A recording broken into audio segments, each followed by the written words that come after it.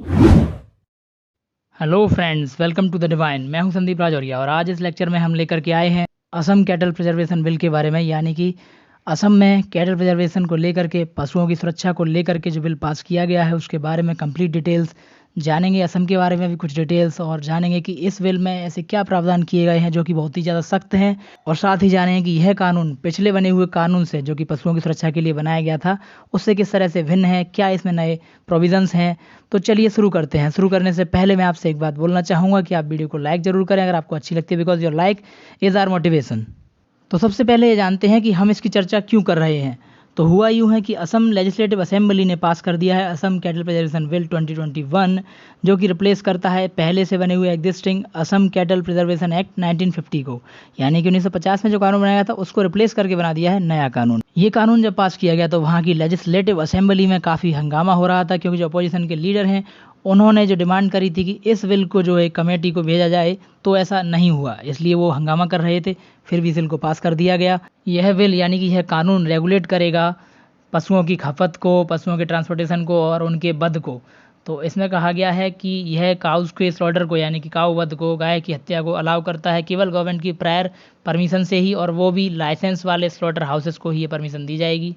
हमारे संविधान में हमें प्रोवाइड किए गए हैं कुछ फंडामेंटल राइट्स, जिनमें से एक है आर्टिकल 18 के अंदर मिलने वाला freedom of thoughts, conscience and religion. तो इसके अनुसार कोई भी व्यक्ति अपनी इच्छा से अपना रिलीजन चुन सकता है और उसे बिना किसी बाधा के। तो कोई भी काम ऐसा नहीं होना चाहिए जो उसकी धार्मिक भावनाओं को आहत करता हो। तो कुछ ऐसा ही है कि यदि मंदिर या फिर कोई और धार्मिक स्थल, जैसे कि हिंदू धर्म, जैन, सिख धर्म या फिर कोई और अदर कम्युनिटी जिसमें बीफ अलाउड नहीं है, जो नॉन बीफ ईटिंग कम्युनिटीज़ हैं, तो उनके पास जहाँ पर भी वो प्रिडोमिनेंटली रहते हैं, या ऐसे किसी एरिया में जहाँ पर इन लोगों का जो नॉन बीफ ईटिंग कम्युनिटीज़ हैं इनका बाहुल्य है, ये लोग ज़्यादा हैं संख्या में, तो इसके ऐसे एरिया के 5 किलोमीटर रेडियस के दायरे बीफ को बैन कर दिया जाएगा और उसकी बिक्री या फिर खरीद फरोख्त कुछ भी नहीं हो सकती है।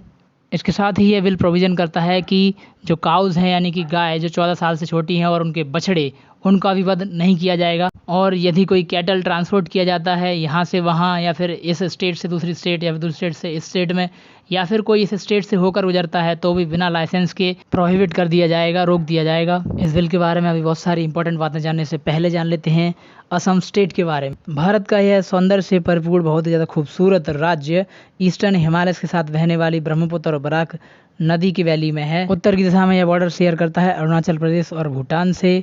अगर देखा जाए ईस्ट साइड में, तो यह बॉर्डर शेयर करता है नागालैंड और मणिपुर के साथ में। स्टेट के साउथ में है 3 स्टेट्स और एक कंट्री, त्रिपुरा, मेघालय और मिजोरम, और बांग्लादेश के साथ ये बॉर्डर शेयर करती है। वेस्ट साइड में यह पश्चिम बंगाल के साथ बॉर्डर शेयर करती है। ओमर अपनर देश, यह इस स्टेट का anthem. Oh my dearest country इसका मतलब है। इस स्टेट को स्टेट का दर्जा मिला था 26 जनवरी 1950 को। कैपिटल इसकी दिसपुर है। लार्जेस्ट सिटी है गुवाहाटी। गवर्नर हैं जगदीश मुखी। इस स्टेट में गवर्नमेंट है बीजेपी की, जिसके चीफ मिनिस्टर हैं हिमंता बिस्वा शर्मा। और यह एक यूनिकैमरल लेजिस्लेचर जिसमें 126 सीटें हैं, और यह पार्लियामेंट में, राज्यसभा में 7 सीटें रिप्रेजेंट करता है, और लोकसभा में 14 सीटें हैं। इसका हाई कोर्ट है गुवाहाटी हाई कोर्ट, और यह अगर एरिया वाइज देखा जाए तो 16वीं रैंक है इस स्टेट की। हमारा धर्म जिस पशु को मान्यता देता है, जिस पशु को पवित्र मानता है, केवल वही दया के योग्य नहीं होता है, हमें औरों का भी संरक्षण करना चाहिए। तो यही सब सोचते हुए असम की गवर्नमेंट ने इस कानून में कैटल शब्द के प्रयोग के लिए वाइडर डेफिनेशन का यूज किया है। यानी कि और भी राज्य हैं जिनमें, जैसे कि राजस्थान, मध्य प्रदेश, इनमें भी ऐसे लॉ बने हुए हैं जहाँ पे केवल काऊ को इंक्लूड किया जाता है कैटल में, उसी की स्लॉटर को रोका जाता है, उस पर विशेष ध्यान दिया जाता है। भैंस, बकरी या फिर अन्य पशुओं की तरफ इतना ज़्यादा ध्यान नहीं दिया जाता है। लेकिन इस भेदभाव को न करते हुए असम गवर्नमेंट ने कैटल शब्द के अंतर्गत इंक्लूड किए हैं वुल, बुलक्स, काउज, हैफर, मेल फीमेल वेफेलोज और उनके बछड़े भी, यानी कि गाय के बछड़े, बछिया, सबको इस बिल में एक बड़ी डेफिनेशन दी गई है जिसमें सबको इंक्लूड किया गया है। अब सवाल आता है कि यदि पहले से कानून था तो फिर नया क्यों बनाया गया। तो देखिए, सोसाइटी चेंज होती रहती है, उसमें नियम कायदे भी नए बनने चाहिए। डायनामिक सोसाइटी है तो लॉ भी डायनामिक ही होता है। तो इस तरह से पुराना जो कानून था वो लैक सफिशिएंट था, वो सफिशिएंट नहीं था, उसमें इतने लीगल प्रोविजंस नहीं थे कि वो इंश्योर कर पाएँ कि काउज़ जो हैं या फिर अदर कैटल हैं वो स्लॉटर ना हो उनका। अब बात करते हैं इस विल के बहुत ही महत्वपूर्ण फीचर्स के बारे में। तो सबसे पहला फीचर है, इसने प्रोहिबिशन लगा दिया है ट्रांसपोर्ट ऑफ कैटल। इस विल का सेक्शन 7 कहता है कि कोई भी कैटल को ट्रांसपोर्ट नहीं कर सकता है किसी और प्लेस से असम के थ्रू होता हुआ किसी दूसरे राज्य में ले जाने के लिए, या फिर असम के ही किसी स्थान से कोई व्यक्ति किसी ऐसी जगह पर किसी ऐसे राज्य में ले जाना चाहता है पशुओं को जहाँ पर पशुवध से रिलेटेड कोई कानून नहीं बना हुआ है, तो ऐसा नहीं कर सकता है। यह प्रोहिबिटेड किया जा चुका है सेक्शन 7 के अंडर।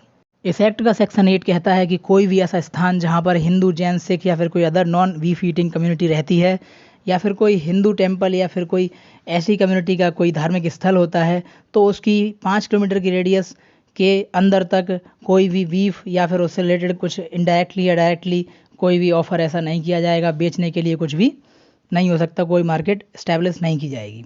इस एक्ट का सेक्शन 11 यह पावर देता है पुलिस ऑफिसर को या फिर किसी और व्यक्ति को जिसे स्टेट गवर्नमेंट ने ऑथराइज़ किया है ऐसा करने के लिए, कि वो व्यक्ति या पुलिस ऑफिसर एंटर कर सकता है और इंस्पेक्ट कर सकता है किसी भी प्रीमाइस को, यदि यह उसे रीजन होता है बिलीव करने का कि यहाँ पर ऑफेंस किया जा रहा है इस एक्ट के अंडर, यानी कि ऐसा कोई काम किया जा रहा है जो इस एक्ट के अंदर अपराध माना गया है, तो पुलिस ऑफिसर एंटर कर सकता है ऐसे प्रीमाइस में, ऐसे परिसर में, और इंस्पेक्ट कर सकता है, सर्च कर सकता है और सीज भी कर सकता है।